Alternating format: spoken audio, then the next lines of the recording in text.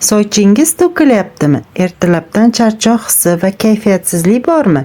Sababchisi tanangizdagi kichik bir moddaning yetishmasligi bo'lishi mumkin. Gap yod haqida ketyapti. Bu organizm uchun eng muhim mikroelementlardan biri. Lekin bilasizmi, bizga kuniga bor yo'g'i 150 mikrogram yod kerak. E'tibor bering, milligram emas, mikrogram. Bu bir chimdim tuzdan ham kamroq. Lekin shu kichik dozani ham oddiy oziq-ovqatdan olish juda qiyin. Ko'pchilik yod faqat qalqonsimon bez uchun, ya'ni zob uchun kerak deb o'ylaydi.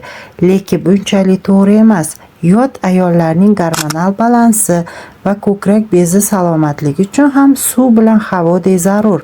Ko'krak to'qimalari yodni faol o'zlashtiradi. To'qimalardan yod yetishmagandan mastopatiya, og'riqlar va turli tugunchalar xavfi keskin ortadi.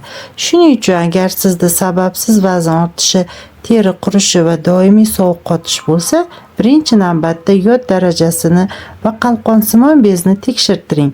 Siz kunlik taomnomangizda yodlangan tuz yoki dengiz mahsulotlarini ishlatasizmi? Izohlarda yozib qoldiring. Foydali bo'lgan bo'lsa, ayollarimizga yuborib qo'yishni unutmang.